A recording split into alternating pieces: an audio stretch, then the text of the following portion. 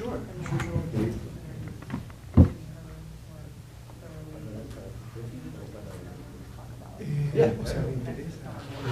Yeah. Yeah, that's the plan. Yep. Do you want, do you think we should maybe get started? Might have more folks that'll- Yeah, I think that's fine. And then, I think, I'm wondering if you want to do like, maybe like that, just so that you can see the slides better. Sure. Is that okay? Yeah, that's Is perfect. that okay? ¿Quieres cambiar de lugar? ¿O sí. cómo ves? ¿Sí? No, bueno, sí, de este lado cuando me toque poner y tú vas a pasar las diapositivas. Sí, es que tenemos esta cosa Ah, claro, de acuerdo. y es tenemos, como la oficina. es que tenemos que hablar en el micrófono, es el problema. Ah, Entonces, o podemos sentarnos. Ahí alcanza. ¿O cómo? Yeah, I plugged it in so they can go toggle through the slides. No, es bueno. que Como no es si que lo no hacemos de alcanza pie. el cuarto, sino que esto está. Oh, that's not a microphone. That is just. That's just for this. it's for the video, right? Video machine. Do you guys need a microphone? No. Oh no, but we need to talk into it, right? Sort of, yeah. I mean, generally, like you're Está cerca. fine if you're like this. You don't Okay. need to. But if she like- gets up to walk, she would have to She, carry. yes, Okay. exactly. Sí, entonces si quieres ir, o si quieres caminar para acá, Ajá. hay que hablar con esta cosa. Llevar el micrófono. Sí. Bueno, Ah, muy bien. Pues, no sé. ok. All right, so I think we'll get started, and then we probably have some stragglers that'll trickle in, because I know some other people that were going to try to come today. So for those of you who don't know me, my name is Sarah Ripp, and I am the Outreach Coordinator and Undergrad Advisor for the Latin American, Caribbean, and Iberian Studies program. And I'm really pleased to have Irma here from Chiapas and then have Alejandro here from the Mexico Solidarity Network. They obviously have brought some things that they have for sale and some information about some educational programs and other things that the Mexico Solidarity Network puts together and offers. So I'm going to let him kind of give you a better overview of the organization and the work that Irma does with the FREBA I don't know if it's a network or center, excuse me, in Mexico. So thank you very much. Gracias. Okay. All right, everybody. So I'm recovering a little bit from the walk up the hill. So I haven't caught my breath. But so I'm Alejandro from the Mexico Solidarity Network, also known as the Centro Autónomo de Albany Park. And these are two distinct parts of our work. The Mexico Solidarity Network obviously brings speakers up from Mexico, from Mexican social movements or organizations working in solidarity with social movements. And so we do those speaking tours, but we also have a study abroad program in Mexico and in Cuba, where it's fundamentally social justice oriented.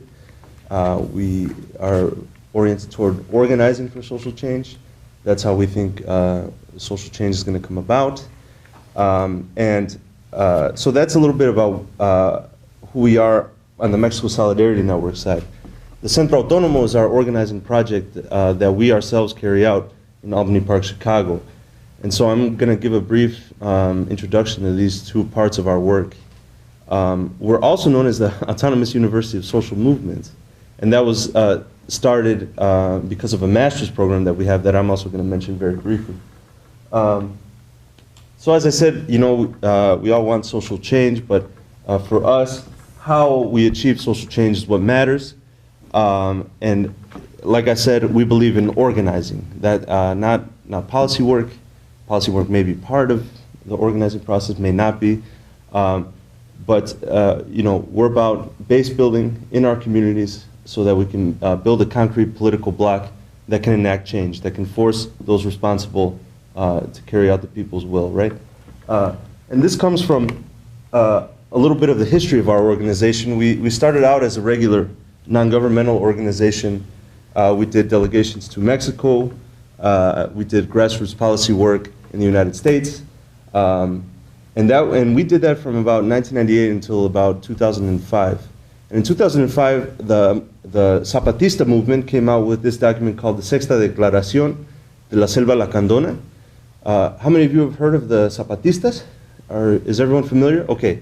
Well, then maybe for the video, I'll just mention that the Zapatistas are a movement that arose in 1994 of indigenous people, Tzotziles, Celtales, Choles, Tojalabales, were organized underground for about 10 years, and then in 1994 they came out in the public eye, took over 5 cities in Chiapas, declared war against the Mexican government, and since then they've been negotiating with the government, and since those negotiations they've decided to build their own alternative institutions of government, of production, and so forth. And so now they're more of a social movement, and about 70,000 people self-govern themselves in Chiapas who are part of the Zapatista movement. Indigenous people themselves are learning how to govern according to their own ways of life. And that's something very inspirational for us, and it's a reference for social movements in the United States and everywhere around the world, really. And so anyways, they came out with this document, the Sexta Declaración, and they basically said to all solidarity organizations, well, you should make a choice. You're going to continue working with pretty mainstream NGOs, or you're going to begin organizing from below and to the left. And we decided to do the latter. And in this document, they outline what their common enemy is and what that enemy's characteristics are. The enemy is capitalism, and capitalism has 4 characteristics, 4 wheels. They call them cuatro ruedas del capitalismo. The first is discrimination from institutions against those marginal communities and between our communities. That has always been part of the system. The exploitation of labor and of ecological resources, the environment, the dispossession of resources that we hold in common, and of course repression of movements that seek to resist or transform our reality, right? So this is the enemy that they describe. And what they say to do is organize from below and to the left. To the left obviously means against everything that I just described. That means to the left, being anti-capitalist and organizing against it and for alternative institutions. From below means working with marginalized population, but also fundamentally not working with the political class, because the political class will not deliver justice. We are the ones who need to be responsible for carrying out our own justice. And that's what Irma is going to talk a little bit about today. We need to build community autonomously and for the long term, and that's what we're about at the Centro Autónomo. What does this mean day to day? It means solidarity, not service. We always try to combat the service mentality. We don't think service is going to change anything. What we need to do is empower, and we need to organize. And that's related to the second point up here, which is compañerismo, not charity. Charity is a vertical relationship, right, where I would give $1 to someone I thought was more marginalized, and I felt good about myself after I did that. But that's not going to change anything. We need to organize with that compañero. We need to see everybody as equals and be able to organize in that sense, right? No one's above anyone else. That's compañerismo. It means long-haul organizing, not single-issue campaigning. I'm sure many of you are familiar with organizations in the U.S. Many of them are limited to single issues, but we experience our lives in very complicated ways, and these systems of oppression affect us in many different ways. And so we need to organize, keeping that in mind, on many fronts. And that's what we're trying to do at the Centro Autónomo as well. And we're about popular education. And even though I'm lecturing right now, we don't think lecturing is necessarily the best form of learning. Instead, we believe in dialogue, where we can come together, respect each other's wealth of knowledge and experiences, and begin to build from there. So that's popular education for us. The same goes for our study abroad program. We're not about service learning, none of that, because no one from the United States is going to serve any of the movements that we stay with in Mexico or in Cuba, right? They have to learn from them, because they're highly organized, and in the United States, we're very disorganized, apart from incipient movements that are happening right now, Black Lives Matter, what have you. And so in Mexico, we go to 3 different locations, Chiapas, Tlaxcala, and Mexico City. In Chiapas, we stay with the Zapatistas in one of their caracoles, their self-government zones, and we learn about the theory and practice of their movement in their language center that they have there. We also learn from rural families in Tlaxcala who form part of the Consejo Nacional Urbano y Campesino, the National Urban Peasant Council. who are resisting land dispossession and dispossession of their indigenous knowledge in the sense that Monsanto wants to appropriate all different forms of corn, all the varieties, and implement one monolithic variety, which is the one that they have, right? So GMO corn. And we also learned from families who organized after the 1985 Mexico City earthquake, where the government had no response to the destruction, and the people had to organize not only the rescue directly after that earthquake, but also organize to recuperate their housing and to build new housing when it was completely lost. So we learned from those families who have been organizing for over 30 years. We also go to Cuba to learn about the Cuban Revolution. We think that there's a lot of things that we can learn from the Cuban revolutionary process, not the least of which are the free healthcare and education systems that they have there. But we also know that the Cuban Revolutionary Project is extremely complicated, and so we learn about the good, the bad, and the ugly of the Cuban Revolution. And you know, listen to the Cuban families who have experienced it, right? And that's something that we don't get here in the U.S. Because of the corporate media. This is a picture of some of our compañeros in Albany Park, not all of them, obviously, but these are some pictures of our programming. And I could speak a little bit, being a housing organizer, before about the housing projects that we have in the Centro, where we're organizing against the eviction of tenants. We're organizing against foreclosure of working class families who, after the housing crisis, faced foreclosure. So we're organizing against the banks. And we're also organizing for community land trust, which is a form of decommodified housing that has a lot of promise. So that's a little bit about the Centro Autónomo and what we do. And the last point I'll make is that we have a master's program in community organizing and popular education. I'm an alum of that program. I'm also an alum of the study abroad program. I've kind of done everything through MSN, got my education through it.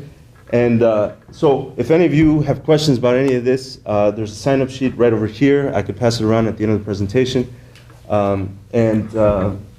Right. So without further ado, I'm going to pass it on to Irma Vasquez. I'll just mention a couple more things. We have some things for sale up here.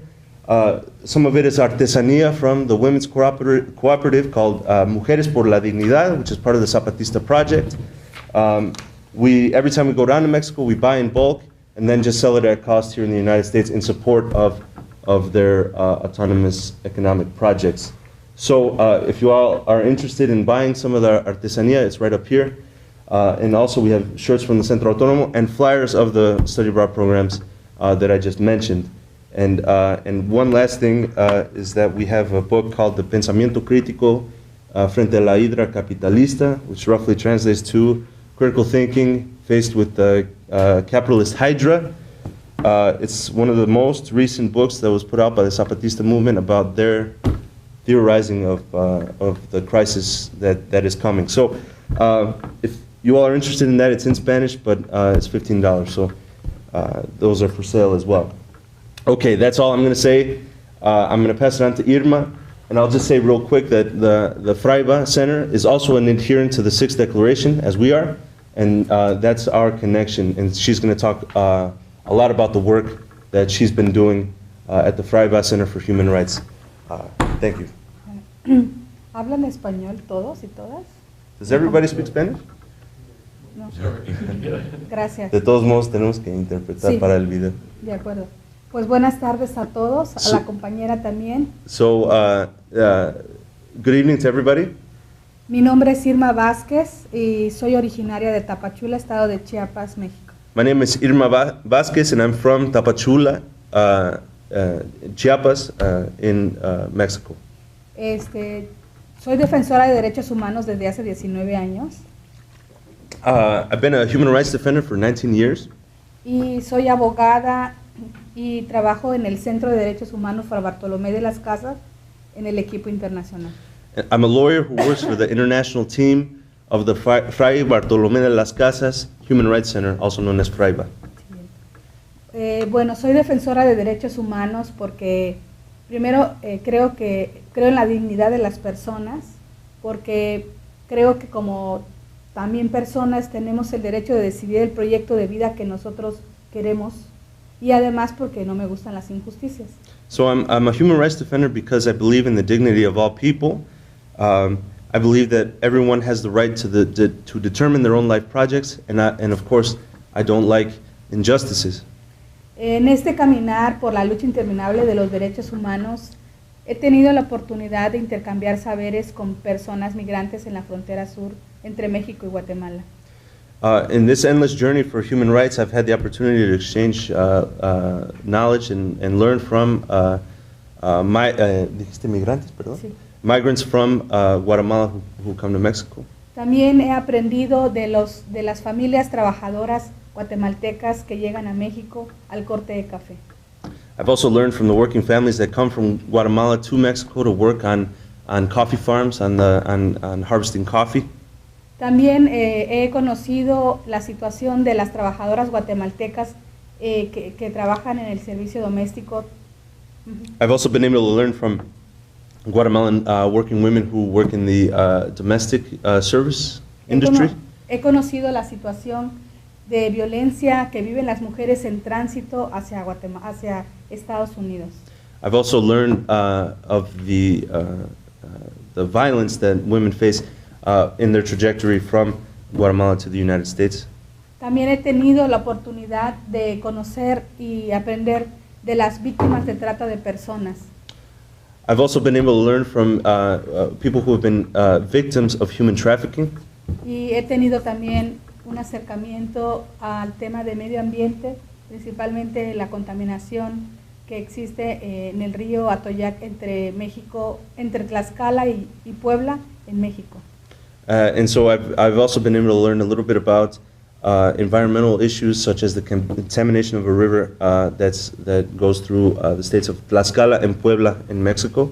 Y actualmente pues trabajo con los pueblos originarios de Chiapas en la lucha por la defensa de la tierra y territorio. And presently I work with the original peoples of Chiapas in their defense of land and territory. La siguiente. Bueno, el Centro de Derechos Humanos Fray Bartolomé de las Casas, conocido como FRAIBA, fue fundado el 19 de marzo de 1989. So FRAIBA was founded in March 19th of 1989 por el obispo Samuel Ruiz García, conocido como Tatic Samuel. by the Bishop Samuel Ruiz Garcia, also known as Tatic Samuel. Y el Centro de Derechos Humanos se fundó para ser un centro de derechos humanos encarnado en la realidad. And this Human Rights Center was founded in order to be a human rights center that's lived in the realities of the peoples around it. El Centro de Derechos Humanos es un centro para y de los pueblos indígenas. The Center of Human Rights is for and by the original peoples, the indigenous peoples of Chiapas. El FRAIBA también se creó para denunciar todas las violaciones a derechos humanos que han hecho sufrir a los pueblos originarios. And the FRAIBA Center was also founded to denounce human rights violations that the original peoples have suffered through over the years in Chiapas. Bueno, de izquierda a derecha está el actual presidente del FRAIBA, que es el obispo de Saltillo, Raúl Vera. So over here to the right is our current president of FRAIBA, who was the Bishop of Saltillo. Bueno, la misión del FRAIBA es caminar al lado y al servicio del pueblo pobre, excluido y organizado.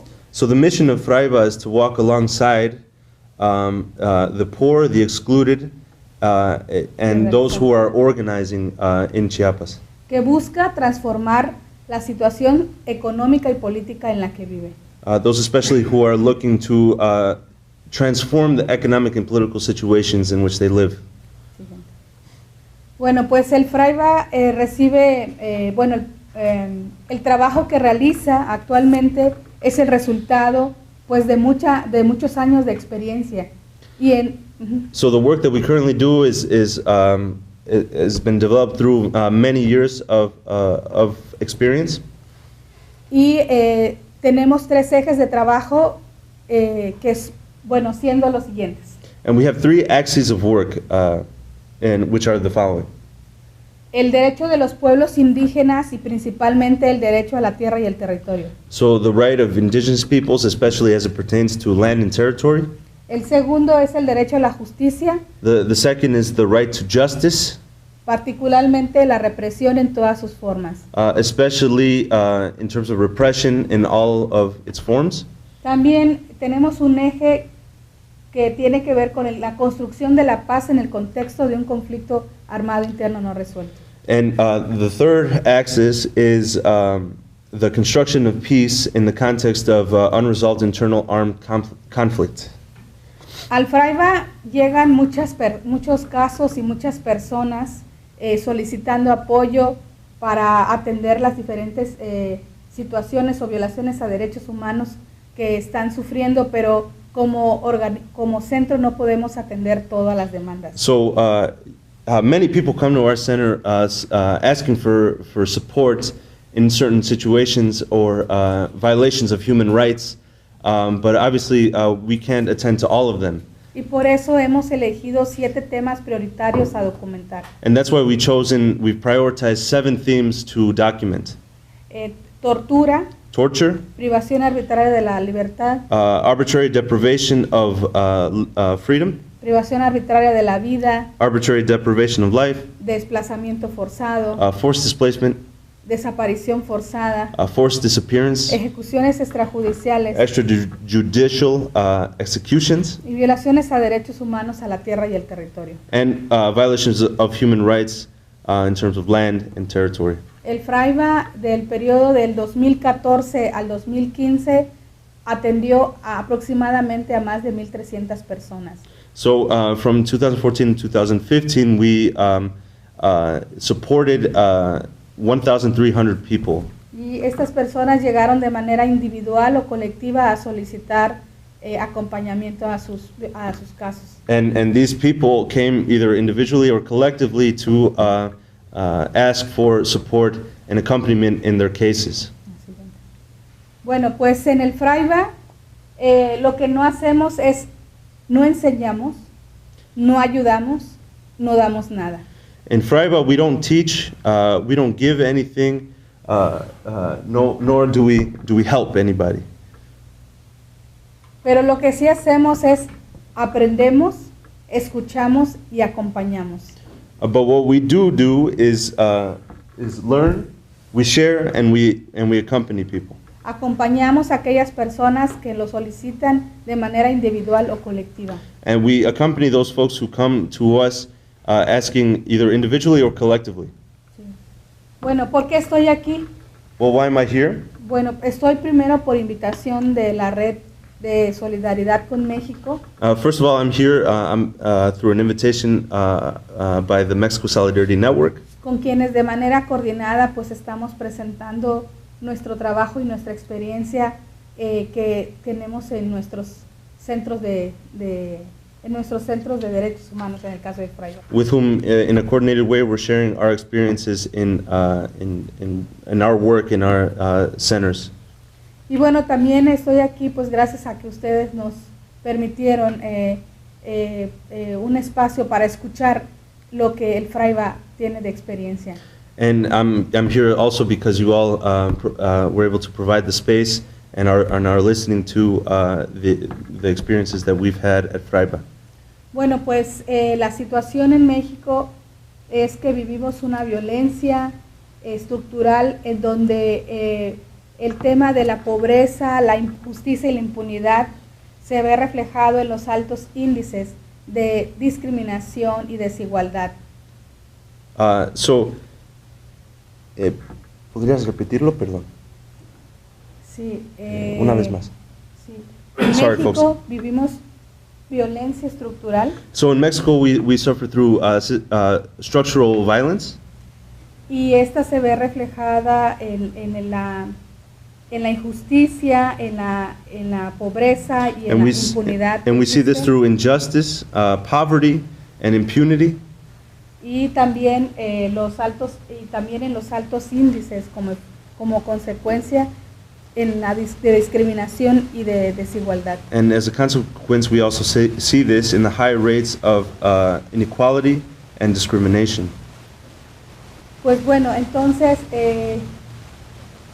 frente a esta violencia, los defensores y las defensoras de derechos humanos pues no están exentas o exentos de sufrir pues esta violencia.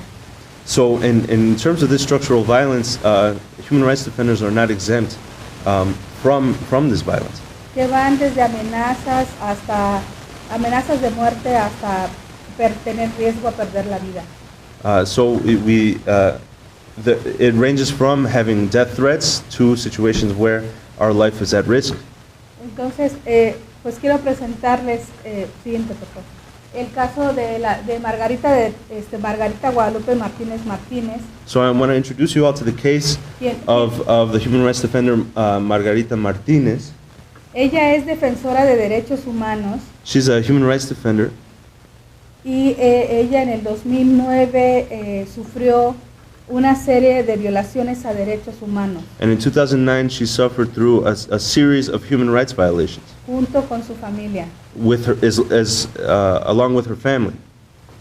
Funcionarios del gobierno de Chiapas se metieron a su casa sin permiso, abusaron de su autoridad y les torturaron de manera psicológica. So authorities in the Chiapas government entered her house, broke into her house, abused their authority, and psychologically tortured her.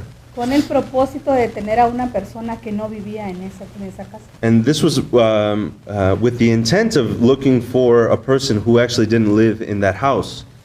Margarita denunció a estos funcionarios del gobierno de Chiapas y tuvo consecuencias. And so Margarita denounced what had happened to her, denounced the authorities of Chiapas, and obviously suffered through the consequences of this. Margarita comenzó a recibir amenazas que fueron escalando al grado de llegar a amenazas de muerte. So she received threats that had kept escalating up until she received death threats. Y por lo mismo Margarita tuvo que cambiar su domicilio porque pensó que las amenazas se iban a terminar. And so for this reason, she had to move because she knew that the threats were not going to end. Pero Margarita sufrió una nueva violación a derechos humanos porque fue privada arbitrariamente de la libertad, fue torturada física y psicológicamente. But this brought about a situation where she suffered through more human rights violations. One was arbitrary deprivation of her freedom, and another was physical and psychological torture. Y esto para que ya no siguiera adelante con la denuncia en contra de los funcionarios del gobierno de Chiapas. And this was with the purpose of stopping her denunciations of the authorities of the Chiapan government. Pero Margarita siguió sufriendo amenazas y por lo mismo tuvo que cambiar 3 veces de domicilio. So the threats continued, and Margarita had to change her residence 3 times. Ella vivió en el exilio aproximadamente 1 año. She lived in exile for approximately 1 year. Y regresó a Chiapas, pero realizando un trabajo de defensa con bajo perfil. And she eventually returned to Chiapas, but continued her human rights work with a low profile. Perdón. Respecto a la investigación, no fue castigado ni sancionado ningún funcionario del gobierno de Chiapas. So, with respect to the investigation, no one was, nadie, perdón. Ningún funcionario del gobierno de Chiapas fue castigado. So no government authority was punished for any of this that happened. Aunque todas las pruebas señalaban que tenían responsabilidad sobre ello. Although all the evidence suggested that they had responsibility for this. Su caso se quedó en impunidad porque no tuvo protección ni garantías judiciales. Her case remained in impunity because she didn't have any judicial guarantees, garantías judiciales. Sí. ¿Qué hizo el FRAIBA aquí? So what did FRAIBA do in this situation? El FRAIBA primero realizó la documentación de todos los diferentes eventos de violaciones a derechos humanos que ella sufrió junto con su familia. First, we carried out the documentation of all the human rights violations that she and her family suffered through. Mantuvo un análisis permanente respecto al riesgo a su vida y a su seguridad e integridad personal. We maintained a permanent analysis of the personal risk to her and to her personal security. Acompañó su decisión de continuar con la investigación jurídica a pesar de las amenazas. di-